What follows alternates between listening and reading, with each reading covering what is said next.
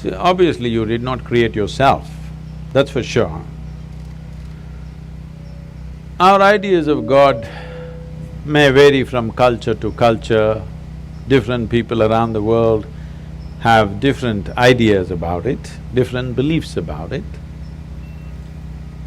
But why we came to this idea is this: we all crawled out of our mother's wombs and you see a newborn child, how he's looking. He's asking, who, what the hell is all this? So much creation. Do you see question marks in his eyes? What? So much. Who did all this? Obviously, first he looks at his mother.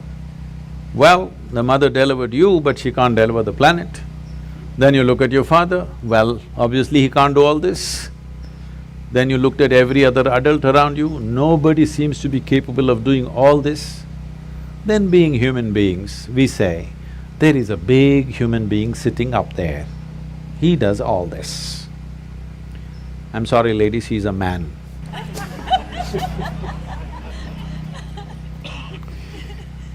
Because we are human, we are thinking a big human is up there.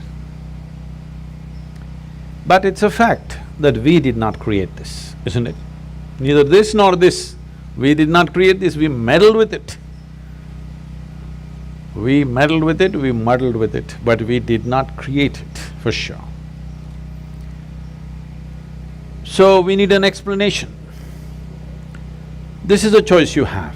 Do you need an explanation or are you willing to explore? If you explore, you will come to one kind of situation within yourself. If you come to agreement with some explanation that somebody gives you, the only choice is either to believe it or disbelieve it. If you believe it, you will become confident. It'll not bring any clarity, it'll bring you confidence. If you disbelieve it, you will be confused. If you're joyfully confused, it's very wonderful. But most people don't know how to handle their confusion joyfully. When they get confused, they make themselves miserable. But the most wonderful thing in human intelligence is to recognize what you do not know as you do not know. Everything that you do not know, you believe. This is a serious problem. We have done terrible things to each other simply because I believe this, you believe that. Continuing to do it even now, isn't it, across the world? Because I believe one thing and you believe something else. Now if I let you live, my belief will suffer. The best thing is you're dead.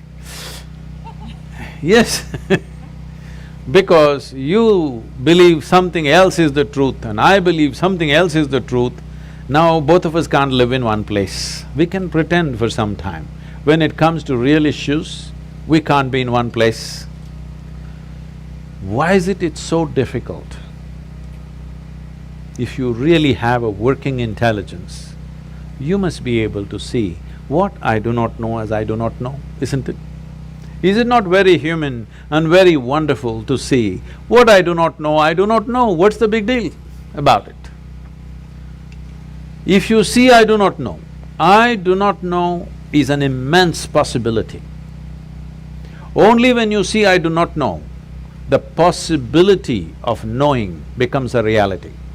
If you see I do not know, the longing to know, the seeking to know and the possibility of knowing becomes a living reality.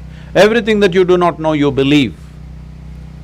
You have to be only among your kind. If you are with another kind of people, either they should not exist or you should not exist, that's all it'll lead to.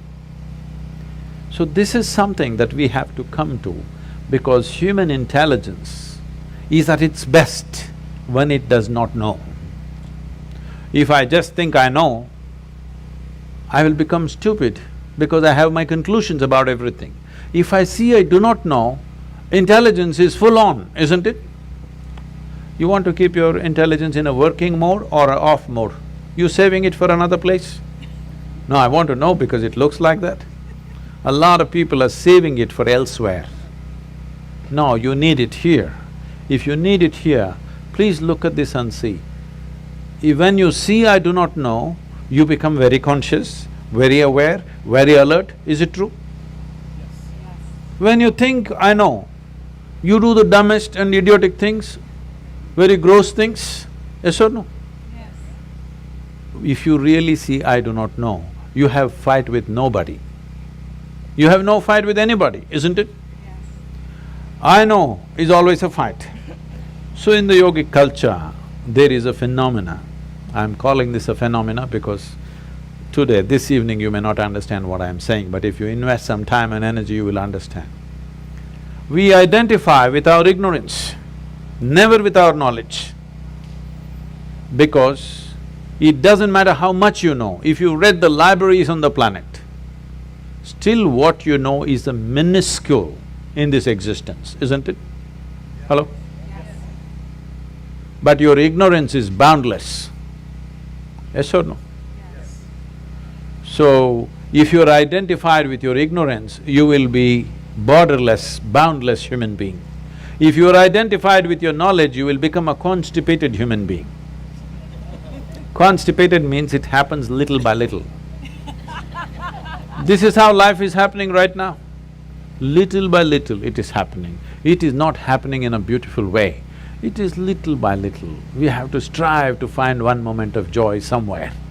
We have to do so many things to experience one moment of ecstasy. If you want to just live here, drenched with nameless ecstasies going on in every cell in your body, every moment of your life, then you must identify with your ignorance. You must come to terms with your ignorance. If you come to terms with your ignorance and pay enough attention, if you're ignorant, you naturally pay attention, isn't it? If you pay enough attention, you will see with all this scientific knowledge that we have, we still do not know one atom in its entirety. We know how to use them, we know how to break them, we know how to fuse them, we know how to make them explode, but we don't know what the hell it is even today. Yes or no? So if you pay enough attention, you clearly realize you don't know a thing. Well, he asked that question, this is all I did. When I was just 4.5 years of age, I suddenly realized I don't know a thing.